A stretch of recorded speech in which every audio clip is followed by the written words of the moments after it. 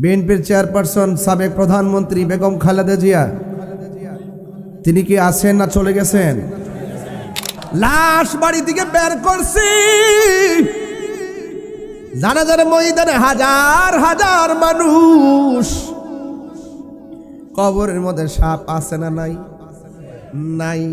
সাপ জানাজা হয়ে গেল, লাশ কাদের মধ্যে নিল? আমার নবী বলে যারা লাশ কাদের মধ্যে নিবে অসংখ্য কদম তো সে দিবে, অন্তত যারা 40টা কদম দিবে লাশ কাদের মধ্যে লইয়া, আমার আল্লাহ তার 40টা কবিরা গুনাহ মাফ করে দিবে। যেই মাত্র কবরস্থানে যাইয়া কবরে পাড়ে গেছি, ওই কবরে দুইজন নামতে গেছে, হঠাৎ করে দেখে কবরের কোনা দিয়া সাপ ফনা তুইলা দাঁড়ায় রইছে।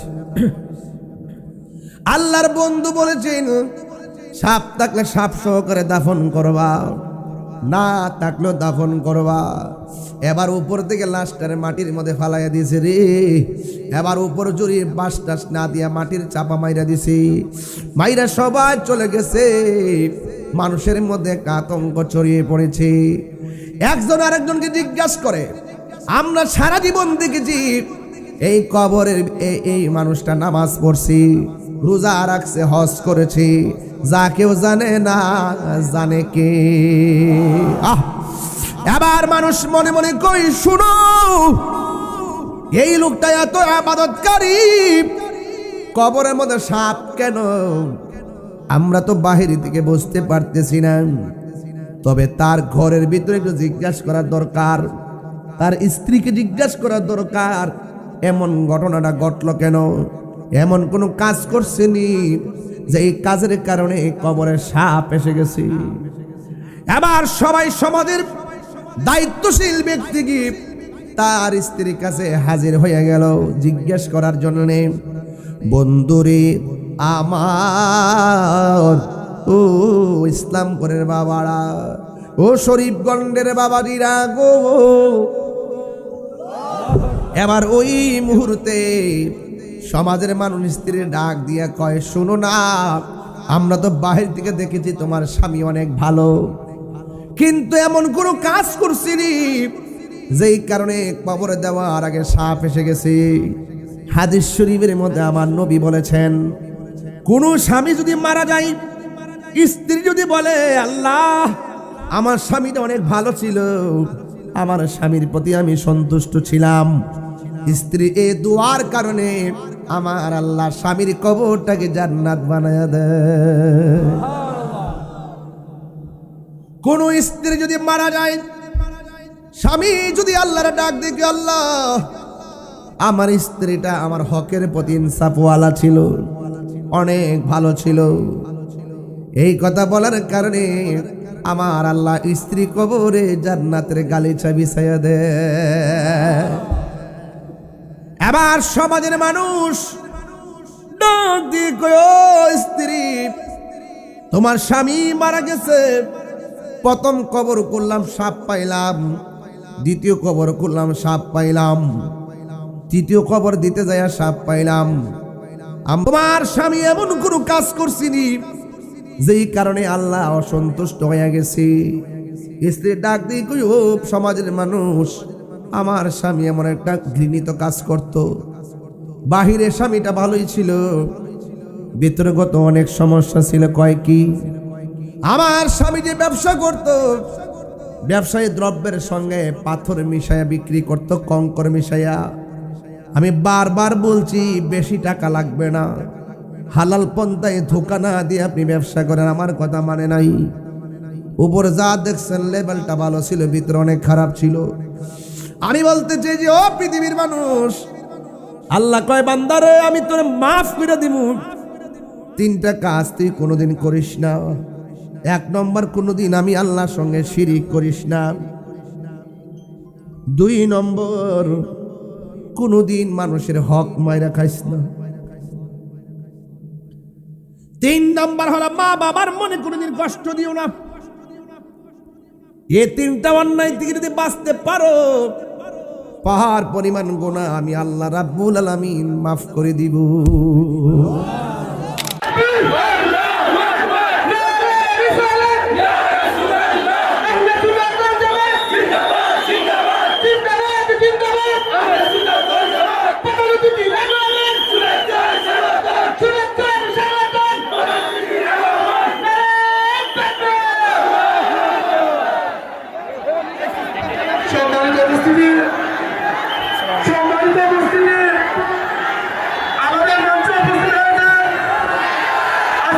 মাহফিলের মাহফিল আজকে মাহফিলের প্রধান অতিথি যার অপেক্ষামান হারিয়ে যাব একদিন আমি মনায় ভুবন চিরদিন বলো হারিয়ে যাব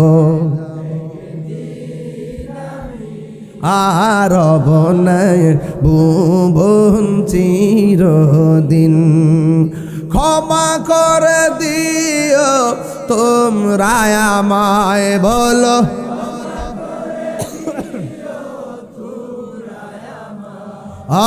ভুল করে থাকি যদি কোনো দিন হারিয়ে যাব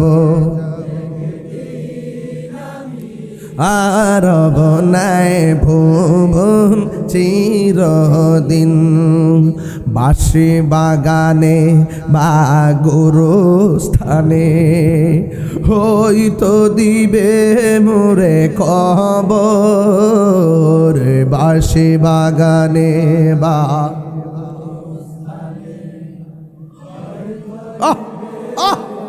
কবর তোমরা আমায় যাবে ভুলে রাখবে না জানি কোন খবর পড়বে কি মনে আমার কথা ফেলবে কি অস্ত্র কোনো দিন হাতরেন হারিয়ে যাব একদিন আমি রবনায় ভুবন সবাই সবাই দিনে বলর হারিয়ে যাব একদিন আমি রবনায় ভুবন চিরদিন ক্ষমা করে দিও তোমরা আমায় বলো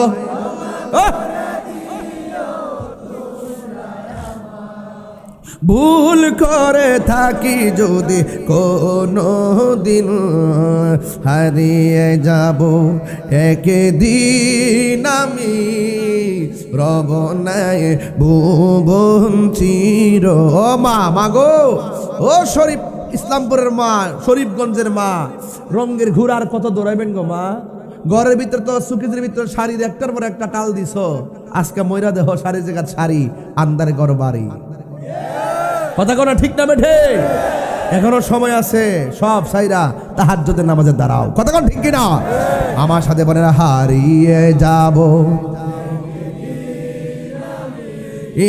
রবনায় ভুবন চিরদিন ক্ষমা করে দিও তোমরা আমায় বলো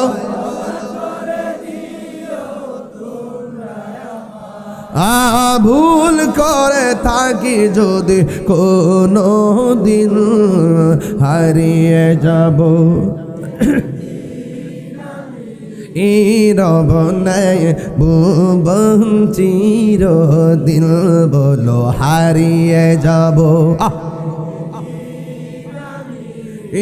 রবনায় ভুবন চির সিলেট গোলাপগঞ্জ শরীফগঞ্জ ইসলামপুর বাইতুন নূর জামে মসজিদ কমিটির উদ্যোগে আজিমুসান মাহফিলের সম্মানিত সভাপতি জনাব খলিলুর রহমান সাহেব, মিলন মিয়া সাহেব, মানিক মিয়া মেম্বার, শাহজাহান মিয়া, বীর মুক্তিযোদ্ধা হানিফ সাহেব এবং নিদু মিয়া। আজকের মাহফিলে বিশেষ অতিথি জনপ্রিয় স্কলার যিনি আমার পরপরই স্টেজে আসবেন, হযরতুল আল্লাহ মৌলানা মুফতি নিজামউদ্দিন সিদ্দিকী সাহেব, মৌলানা মুফতি মশিউর রহমান সালিহি সাহেব, মৌলানা মুফতি আবুল কাসিম সিদ্দিকী সাহেব, প্রধান বক্তা মৌলানা মাহতাবুর রহমান সাহেব। উপস্থিত আছেন 11 নং শরীফগঞ্জ ইউনিয়ন পরিষদের সম্মানিত চেয়ারম্যান আমার অত্যন্ত পরিচিত এম কবির উদ্দিন সাহেব এবং 10 নং বাদে পাশা ইউনিয়ন পরিষদের চেয়ারম্যান প্রভাষক জাহিদ হুসাইন সাহেব এবং যিনি আমার সাথে অনেক যোগাযোগ করেছেন আমার অত্যন্ত শুভাকাঙ্ক্ষী জনাব আতশ আলী আল মামুন, ইটালি প্রবাসী, এবং এই মাহফিলটাকে বাস্তবায়ন নেপথ্যে দাওয়াত করার পেছনে আমাকে অংশগ্রহণ করার পেছনে আমাকে সর্বোচ্চ যিনি যোগাযোগ মেনটেন করেছেন, আমাদের এলাকার কৃতি সন্তান জাতীয়তাবাদী দলের অনবদ্য একজন ব্যক্তিত্ব জনাব সাচ্চু ভাই সহ মুবাল্লিগিন উলামা ইকরাম, উত্তর ইসলামপুর শাহজালাল রহমতুল্লাহ আলাইহি যুব সংঘের প্রত্যেকটি নেতৃবৃন্দ, মাহফিল পরিচালনা কমিটি, দূর দূরান্ত থেকে আগত আল্লাহ প্রেমিক, রসুল প্রেমিক, অলি প্রেমিক নৌজওয়ান ভাইয়েরা, মুরব্বী বাবাজিরা এবং উপস্থিত আছেন গোলাপগঞ্জ থানা প্রশাসন, ইসলামপুরের এই নিরাপত্তাজনিত এই সমস্ত বড় বড় গ্যাদারিংগুলো নিরাপদ শৃঙ্খল রাখার জন্য প্রশাসন বৃন্দ যারা অক্লান্ত পরিশ্রম করছেন, সকল প্রশাসন বৃন্দকে এবং আমাদের ওসি মহোদয় সহ যারা এখানে এই মুহূর্তে কাজ করছেন, উপস্থিত আছেন, আমি সকলকে আমার অন্তঃস্থল থেকে আন্তরিক অভিনন্দন জানাচ্ছি, ধন্যবাদ জানাই। আপনারা যারা এত সুন্দর করে আজকের এই মাহফিলটি আপনারা বাস্তবায়ন করছেন, আমি আপনাদের সামনে অনেক ব্যস্ততার ভিতরও আজ আমি এসেছি একমাত্র শিকড়ের টানে, কারণ এই এলাকায় আমাদের ব্রাহ্মণবাড়িয়ার অসংখ্য মানুষ আছে, কথা বলেন ঠিক না বেঠে, এবং আমাদের ওসি মহোদয় ব্রাহ্মণবাড়িয়ার, আমাদের এখানে অনেক প্রশাসনের ভাইয়েরা ব্রাহ্মণবাড়িয়ার। এই জন্য দেশের মানুষ, ভালোবাসাবাসীর মানুষ পাশাপাশি, আর এই দিক দিয়ে হলো সুলতানুল আউলিয়া হযরত শাহজালাল রহমতুল্লাহ আলাইহির উত্তরসূরি পূর্ণভূমির যে আশিকিন জাকিরিন মুহিব্বিন গোলাপগঞ্জ সিলেটের প্রত্যন্ত অনেক জায়গা থেকে যারা এসেছেন, আমি শুনেছি অনেক মা বন্ধুরা নাকি এসেছে, না অনেক মা বন্ধুরা এসেছেন, আপনাদের সকলকে আমার পক্ষ থেকে ধন্যবাদ, মোবারকবাদ জানাচ্ছি। আমি যতটুকু আলোচনা করব আপনারা আদবের সাথে আলোচনা শুনবেন, সুশৃঙ্খল থাকবেন। আমি দেখতেছি মাহফিল কমিটি এবং প্রশাসন অনেক কষ্ট করে আপনাদেরকে শৃঙ্খলে আবদ্ধ করেছেন। এরপর আমি আপনাদের খেদমতে আরেকটু আরজ করতে চাই, যারা দাঁড়িয়ে আছেন এই কোনায়, যারা দাঁড়িয়ে আছেন এই যে এই কোণে এখানে যারা দাঁড়িয়ে আছেন, আপনারা একটু বসে পড়ুন না, একটা কমন সেন্স এবং একটা সৌন্দর্য বর্ধন করেন আপনারা বসুন প্লিজ। আর এই মুহূর্তে যদি ফিলিস্তিন যেতে হয় আমরা কি যাব? ইসরায়েলের গুন্ডা বাহিনীর বিরুদ্ধে কি যুদ্ধ করতে পারবো আমরা ইনশাল্লাহ? ইসরায়েলের দুর্গ কি ভেঙে দিতে পারবো ইনশাল্লাহ? আজকের মাহফিলে যারা দাঁড়িয়ে আছেন এদেরকে অনেক শক্তিশালী মনে হয়। যারা দাঁড়িয়ে আছেন একটু হাত তুলুন, যারা দাঁড়িয়েছেন হাত তুলুন, দেখি আপনাদেরকে একটু সোজা করুন, একদম সোজা, মাশাআল্লাহ। যারা দাঁড়িয়ে আছেন আপনারা কি নবীর জন্য জীবন দিতে পারবেন? নবীর মহব্বতে 30 সেকেন্ডে মাটিতে বসেন।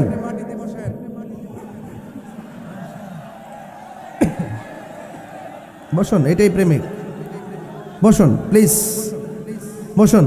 প্রশাসন আর পারতেছে না, আপনারা অনেক লোক প্রশাসন অনেক কষ্ট করতেছে, এটা বসুন একদম। আপনাদেরকে বসানোর লাইট দেওয়া হয়েছে, আর পরিবেশটা অনেক সুন্দর করছেন তারা, একদম বসে পড়ুন প্লিজ। যাক, আল্লাহ যেন আমাদের সকলকে কবুল করে, আমিন বলেন। আর যদি আমিন, একদম মাটিতে বসুন। একদিন কি আমরা মাটিতে পড়ে থাকতে হবে না ভাই? একদিন কি এই নিথর দেহ কি মাটিতে পড়ে থাকবে না? আমাদের বাপ দাদারা কি মাটিতে পড়ে আছে না? তাহলে মাটিতে বসে কাপড়ে ময়লা লাগলে কি হয়েছে বলেন? একটু মাটিকে ভালোবাসুন, দেশের মাটিকে ভালোবাসুন। সকলে বলে আলহামদুলিল্লাহ। ভাইরা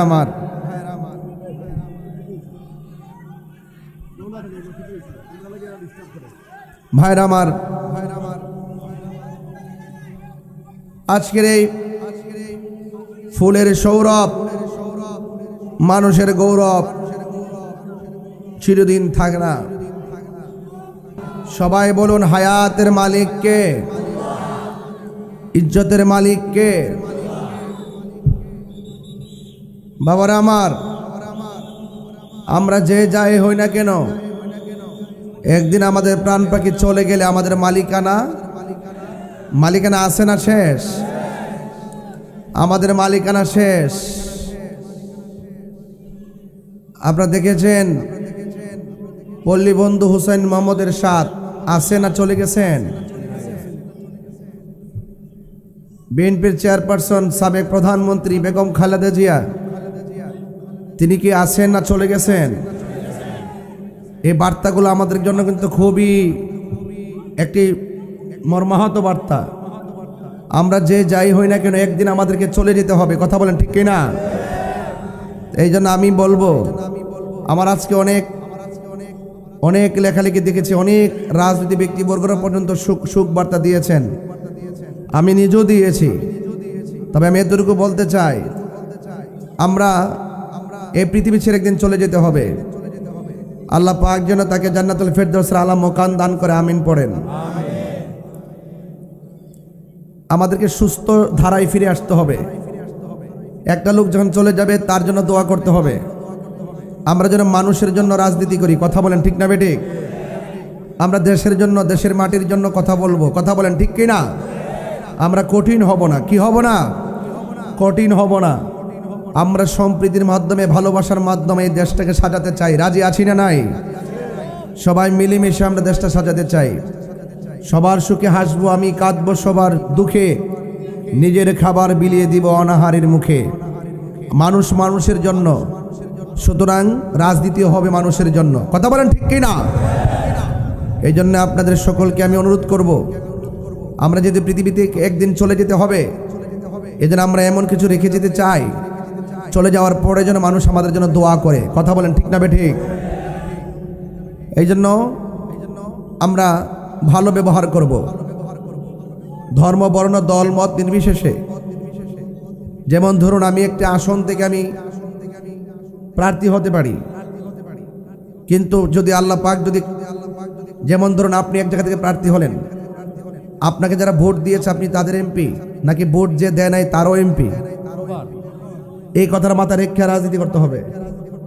আমি পাশ করলে যে আমাকে দেয় নাই সেও আমার লোক, যে দিয়েছে সেও আমার লোক, কথা বলেন ঠিক কি না?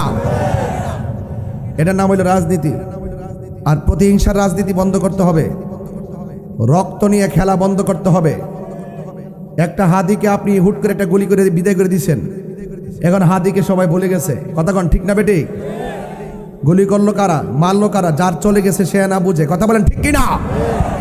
আমরা মসজিদের ইমাম রইসুদ্দিনকে নির্মমভাবে হত্যা করেছে, প্রকাশ্যে মসজিদের ইমামকে মেরেছে, কিন্তু আমরা এই খুনাখুনি রাজনীতি এবং খুনাখুনি চাই না, কথা বলেন ঠিক কি না?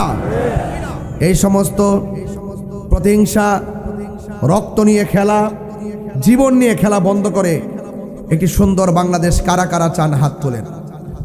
নারে তাকবীর, নারে রিসালাত, আহলুস সুন্নাত ওয়াল জামাত, আহলুস সুন্নাত ওয়াল জামাত। আল্লাহ কবুল করুক, আমিন কন। আমি আপনাদের সামনে যে কথাগুলো বলবো, আদবের সাথে কথাগুলো শুনবেন ইনশাআল্লাহ। আল্লাহ যেন আমাদের সকলকে কবুল করে, বলেন আমিন। গভীর মনোযোগ।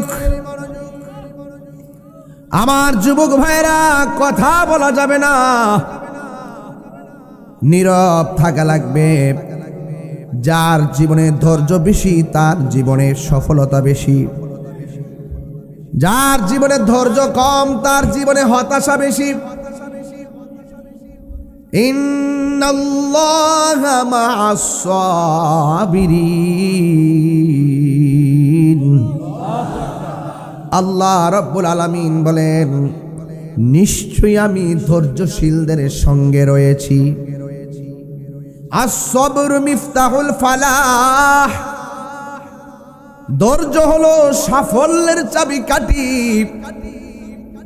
ওয়ালানাবলুওয়ান্নাকুম বিশাইইম মিনাল খাউফি ওয়াল জু'i ওয়া নাকসিম মিনাল আমওয়ালি ওয়াল আনফুসি ওয়াস সামারাত ওয়া বাশশিরিস সাবিরিন।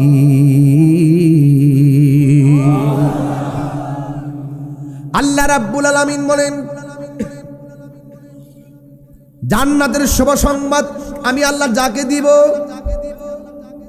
প্রকৃত মুমিন যারা হবে তাদেরকে আমি আল্লাহ ভয় দিয়ে পরীক্ষা করব, সম্পদের নুকসান দিয়ে পরীক্ষা করব। তাদেরকে আমি আল্লাহ রাব্বুল আলামিন রোগ বিমার দিয়ে পরীক্ষা করব।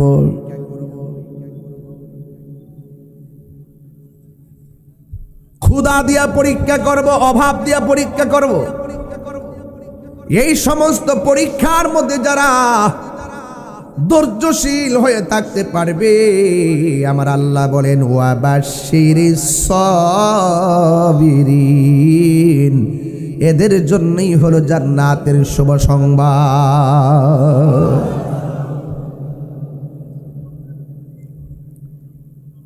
ওয়াবাশশিরিল্লাযীনা আমানু ওয়া আমিলুস সালিহাত, জান্নাতের শুভ সংবাদ তাদের জন্য যারা ঈমানদার এবং যারা নেক আমল করে। আল্লাহ বলেন জান্নাতিন তাজরি মিন তাহতিহাল আনহার, আমি আল্লাহ তাদেরকে এমন জান্নাত দিব যেই জান্নাতের নিচ দিয়া নহরগুলো প্রবাহিত। ওই নদীর বাতাস যখন প্রেমিকের গায়ে লাগবে, বিশাল বড় রোদের তাপ থেকে এসিতে ঢুকলে যেমন শান্তি লাগে, ঠিক জান্নাতের ভিতরে ওই হাওয়া লাগলে তার মাঝে আর চাইতে বেশি শান্তি অনুভব হবে। আল্লাহ বান্দারে আমারে তোমরা ভয় করো। ও ইসলামপুরের বাবা, শরীফগঞ্জের বাবা, আওয়াজ করে বলেন ভয় করব একজনকে, তিনি কে? আল্লাহরে ভয় করলে জান্নাতে লাভ আছে না নাই? আল্লাহ রাব্বুল আলামিন বলেন ইন্নালিল মুত্তাকিনা মাফাজান হাদাইকা ওয়া আ'নাবা ওয়া কাওয়াইবা আতরাবা। আল্লাহ বলে বান্দারে, তোমরা যদি আমার ডরায়া নামাজ পড়ো, আমাকে ভয় পায়া যদি রোজা রাখো, আমি আল্লাহ রাব্বুল আলামিন তোমাদেরকে জান্নাতের ভিতরে একটা আঙ্গুর ফল নয়, দুইটা নয়, তিনটা নয়, অসংখ্য আঙ্গুর ফলের বাগান উপহার দিয়ে দিব। আল্লাহ বলেন হে বান্দা, আমি আল্লাহকে যারা ভয় করবি, আল্লাহকে ভয় কেমন জানেননি? রাতের বেলা মদের বোতল হাতের মধ্যে নিয়ে ঘরে ঢুকলেন, দরজা লাগাইলেন, জানালা লাগাইলেন, লাগায় মদের বোতলটা খুললাম, মুখে যখন মদ দিবেন ওই মুহূর্তে মনে হইয়া গেল আমার ঘরের দরজা লাগানো, আমার জানালা লাগানো, আমারে কেউ দেখে না, হয়তো আমি খাইলে কেউ বুঝবে না, কিন্তু আমার আল্লাহ তো দেখতেছে। এই চিন্তা ভাবনা করে মদের বোতলটা ডিল মাইরা যারা ফালায় দেয়, আমার আল্লাহর হাবিব বলেন আল্লাহকে ডরায়া যারা গুনার কাজ ছাইরা দেয়, আমার আল্লাহ তার জন্যে আরশে আজিমের ছায়ার ব্যবস্থা করে দিয়েছে। আল্লাহকে ভয় পায়া যারা গুনার কাজ ছেড়ে দেয়, তাদের ব্যাপারে আমার আল্লাহ বলছেন ওয়ালিমান খাফা মাকামা রাব্বিহি জান্নাতান।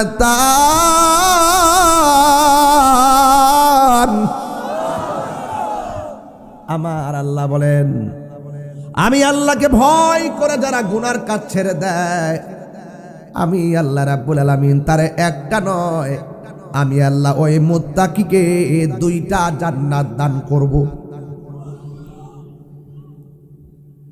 যালিকাল কিতাবু লা রাইবা ফীহি হুদাল লিল মুত্তাকিন।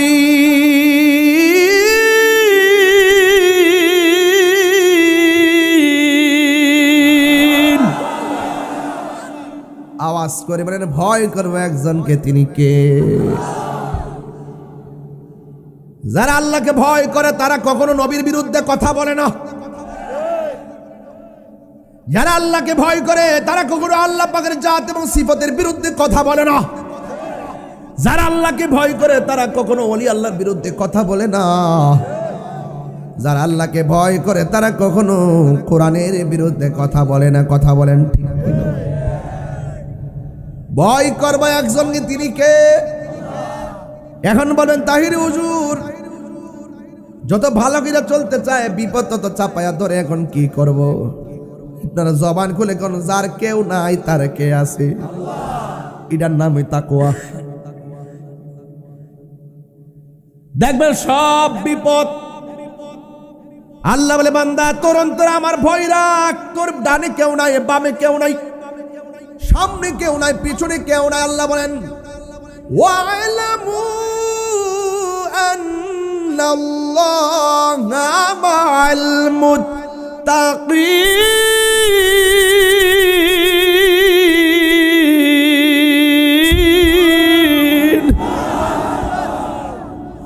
যার কেউ নাই তার কে আছে? আল্লাহ বলে, ও পৃথিবীর মানুষ জেনে রাখো, তোমার সঙ্গে কেউ নাই, একজন আছে, জবান খুলে গুন, তিনি কে? নামাজ কার জন্য? আরো জোরে। যুবক ভাইরা বড় করে বলো, নামাজ কার জন্যে? কোরবানি কার জন্যে? জীবন কার জন্যে? মরণ কার জন্যে? তাহলে আমার কি কিছু আছে?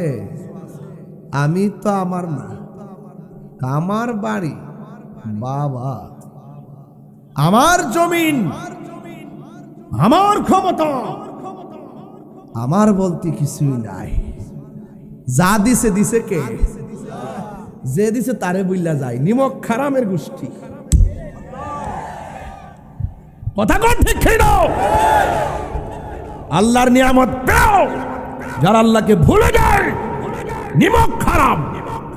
তোর বাড়ি, গাড়ি, রাস্তা, ঘর, টাকা পয়সা, শরীর, জান, মাল যা কিছু আছে সব দিয়েছেন একজন। জবান খুলে বলুন, তিনি কে? আমি তো আমার না। লা তামশি ফিল আরদি মারাহা, জমিনে অহংকার করে চলা যাবে না। টাকার বাহাদুরি আর ভালোবাসার বাহাদুরি এক জিনিস না। টাকার প্রেম থাকে না, মনে প্রেম মরে যাওয়ার পরেও অমর হয়ে থাকে। আমরা কি টাকার প্রেম চাই নাকি মনের প্রেম চাই? মানুষকে ভালোবাসবেন দিল দিয়ে। ওই বন্ধুর সঙ্গে বন্ধুত্ব পাতবেন যেই বন্ধুকে রাত্রে 12টায় ফোন দেওয়ার পরে, দোস্ত আমার মা অসুস্থ, রক্ত লাগবে, ওই বন্ধু দৌড়ায় আয়সা নিজের গায়ের রক্ত দিয়ে দিবে। আর ওই বন্ধুকে উদ্ধা মারবেন যে বিপদের সময় মোবাইল একবার শোনার পরে বন্ধ করে দেয়। কথা বলে ঠিক কিনা? বন্ধু 10টা 12টা দরকার নাই, মনের মতো বন্ধু 1টা 2টা বানাইবেন, বাস এনাফ। ফেসবুকে 5000 বন্ধু গোড়ার ডিম। আপনার বাবার মৃত্যুর খবর লিখলে দেখবেন 23টা 22টা কমেন্টস, আর কোনো কমেন্টস নাই। এই ফেক বন্ধু, এই ফলোয়ার দরকার নাই। এমন ভাবে বন্ধু বাছাই করবেন একদম টোকা দিয়ে দিয়ে যাকে আপনি চিনেন, সময়ে কাজে লাগবে। আনতা মা মানা হাবাবতা, যাকে আপনি ভালোবাসছেন তার সাথে আপনার হাসর হবে। তো এই ভালোবাসার মানুষটা কি গান জুটতে হইলে চলবো? মাদকখুর, নেশাখুর, বাবাখুর, ইয়াবাখুর, ফেন্সিখুর, সবই গেলাম বুঝি। নদীর ফার যে যায় বয়ে বয়া সব কিন্তু বুঝি। যা কেউ দেখে না, দেখে কে? চৌকস অসীম হদে আপনাদের ব্রাহ্মণবাড়িয়া কসবার বাড়ি। যদি এরকম অন্যায়ের সঙ্গে আপনার সন্তান জড়িত হয়, আপনি না পারলে আপনি গোপনে যায় বলবেন, স্যার পোলাটার এবার কয়েকদিন ডোহাই রাখেন, এর লোকে পারি না স্যার, এর না দোকান আমার ভাইডারে, এর আর পারি না, এর লাগে মুখ দেখাইতাম পারতাছি না। কারণ গান জুটটা শুধু ব্যক্তি জীবনকে শেষ করে না, পুরো সংসারটাকে শেষ করে দেয়। তাকওয়া, তাকওয়া এমন এক জিনিস যে আমি হারাম খায়া এই দেহকে আমি রক্ত তৈরি করব না। হালাল রক্তের দাম আছে না নাই? আর বড় করে আছে না নাই?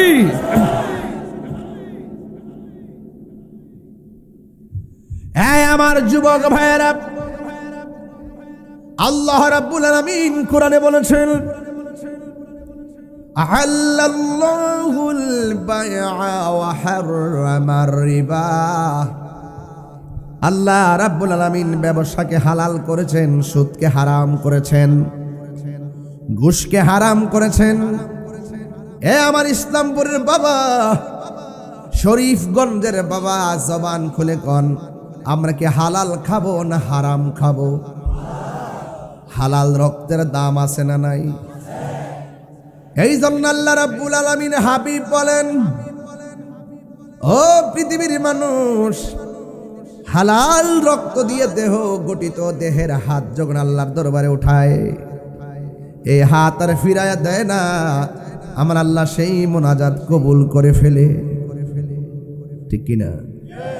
আমার মরণের কতদিন বাকি আমি জানিলাম না গো আল্লাহ, কতদিন বাকি আমার মরণের, কতদিন বাকি আমি জানিলাম না গো আল্লাহ। দিন বাকি আর আজরাইলা শিয়া যখন হস্তে দিবা ধরে, আজরাইলা শিয়া যখন হস্তে ধরে, তখন আমার মনা ভাই করবালু কালুকি আমি জানিলাম না গো আল্লাহ। দিন বাকি আমার মরণের, আমি জানিলাম না গো আল্লাহ। দিন বাকি আর 40 দিনের আগে ভাইরে মৌতের নিশানি, 40 দিনের আগে ভাইরে মৌতের নিশানি, জমদূতে কা ইরানি বসুকে দিয়ায়ান দিয়া আমি জানিলাম না গো আল্লাহ। দিন বাকি আমার মরণের, জানিলাম না গো আল্লাহ। মরণের কত দিন বাকি আমার মরণের, আমি জানিলাম না গো আল্লাহ। কত দিন বাকি, একটা জবানও বন্ধ রাখবেন না, মহব্বতে মায়ার সুরে বলুন সুবহানাল্লাহ। এ আমার যুবক, ও যুবক ভাইরা, মুরব্বী আব্বারা, পর্দার আড়ালে মা বোনেরা, যদি প্রশ্ন করি দাড়িগুলা কোন দিন পাকছে জানেননি? মুরব্বী বলবো জানি না। ঠিক নেই? আপনার চোখের সামনে লোকটা ছোট থেকে বড় হলো কিভাবে দেখছেননি? সে বলবে হুজুর দেখি নাই, কোন দিন কেমনে কেমনে বাড়ছে টের পাই নাই। আমার আল্লাহ বলেন, আমি তোরে নিষ্প্রাণ থেকে তোর মাঝে প্রাণ দিয়েছি। তুই ছিলি মুর্দা, আমি আল্লাহ তোরে জীবন দিয়েছি। এরপরে একদিন তুমি চলে আসবে। এই জন্য মানুষ যখন মারা যায়, মানুষ তখন কি পড়ে? ইন্না লিল্লাহি ওয়া ইন্না ইলাইহি রাজিউন। সবাই পড়েন না? ইন্না লিল্লাহি ওয়া ইন্না ইলাইহি রাজিউন। চিৎকার মেরে কে আল্লাহু আকবার বলা যাবে না? আমরা আল্লাহর জন্যে, আমরা আল্লাহর দিকে ফিরে যাব।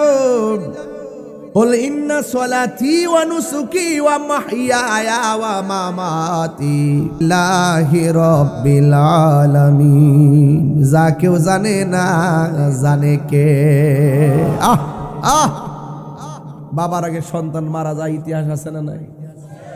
গত কয়েকদিন আগে ফোন দিয়ে হুজুর আফন 2টা মেয়ে আমার একসঙ্গে পানি ছেড়ে মারা গেছে। বলছি বাবা কাইন্দেন না। কাঁদতেছেন কেন? কাইন্দেন না। আপনার কাছে একটা মোবাইল আমানত দিলাম, ধরেন মোবাইলটা। চেয়ারম্যানের কাছে মোবাইলটা আমানত দিলাম, একটু করে বললাম আমার দেন। কান্দার কিছু আছে? আমার আমানত আমি লয়ে গেছি। আল্লাহ কয় আমি সন্তান রে ওই মায়ের কোলে আমানত দিছি, এটা বানাইছি আমি, আমারটা আমি নিয়ে গেছি। তুমি কান্দো কেন? তুমি বলে আল্লাহ তোমার আমানত তুমি নিয়ে গেছো। যখন ছোট বাচ্চা মারা যায়, যখন ধৈর্য ধারণ করে, এই ছোট বাচ্চা একদিন হাসর মাঠে বাপ মারে তালাশ কইরা আঙ্গুলটারে শিকল বানায়া টাইন্না জান্নাতে নিয়ে যায়। বুঝতে পেরেছেন আমার কথা? ধৈর্য, আমি শুরুতে ওয়াজ করছি ধৈর্যের কথা। যার জীবনে ধৈর্য বেশি তার জীবনে সফলতা বেশি। কথাটা কি মনে আছে আপনাদের? এই জন্য ধৈর্য লাগবে। অনেক মানুষ আমাদেরকে অনেক কথা বলে, আমি ধৈর্য ধারণ করি। আঘাত করলো আঘাত করি না, গালি দিলেও আমি রিপ্লাই গালি দেই না, বরং তার বাপ মারা আমি সালাম দিয়ে দিই। প্রতিশোধ নেওয়ার নাম ইসলাম না, ক্ষমা করে দেওয়ার নাম ইসলাম। ওয়াজ বুঝেন কিছু? তো প্রতিশোধের রাগ থেকে যদি ক্ষমা করতে চান, এখানে ধৈর্য লাগবে। কি লাগবে? ধৈর্য লাগবে।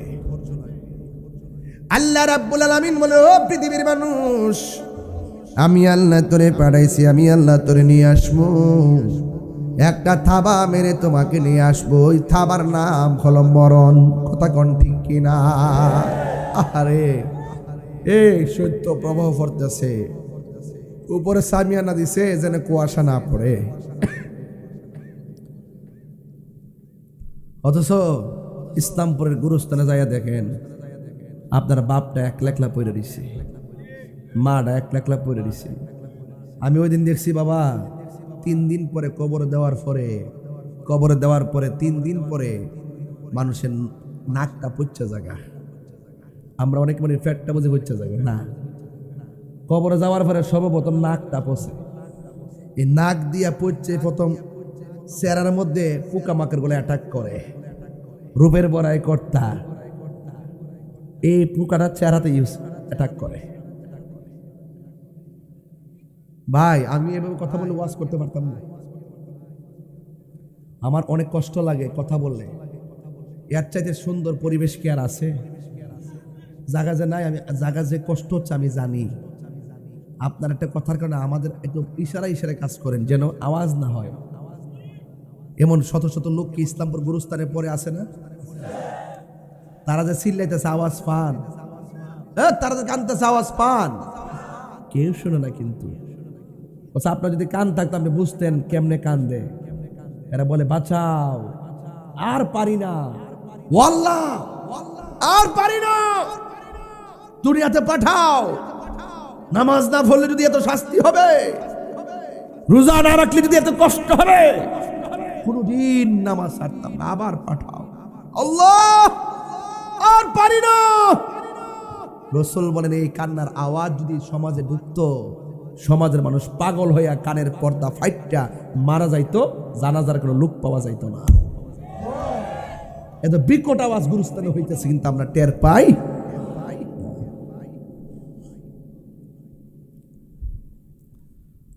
মানুষ মারা যাওয়ার পরে সর্বপ্রথম নাক পচে যায়। কয়দিন পরে? কথা কনা, কয়দিন পরে? 6 দিন পরে তার আঙ্গুলের নখগুলা উঠে যায়। কয়দিন পরে? 9 দিন পরে তার মাথার চুলগুলো মাথা থেকে উঠে যায়। 10 দিন পরে তার চোখটা পচে যায়। 17 দিন পরে তার পেটটা ফেটে যায়। 60 দিন পর্যন্ত তার প্রত্যেকটা পার্টস থেকে গোশতগুলো পচা পড়ে। 60 দিনের মাথায় শুধু হাড্ডি থাকে, গায়ে একটু গোশত থাকে না। এইভাবে হাড্ডি সহকারে কিছু কিছু নরম হাড্ডি পচে, শক্ত কয়েকটা হাড্ডি কতদিন থাকে জানেন? 60 বছর। কয় বছর? এই 60 বছর পরে যাইয়া দেখবেন একটু হাড্ডিও আর নাই, মাটির সঙ্গে মিশে গেছে। অহংকার করা যাবে?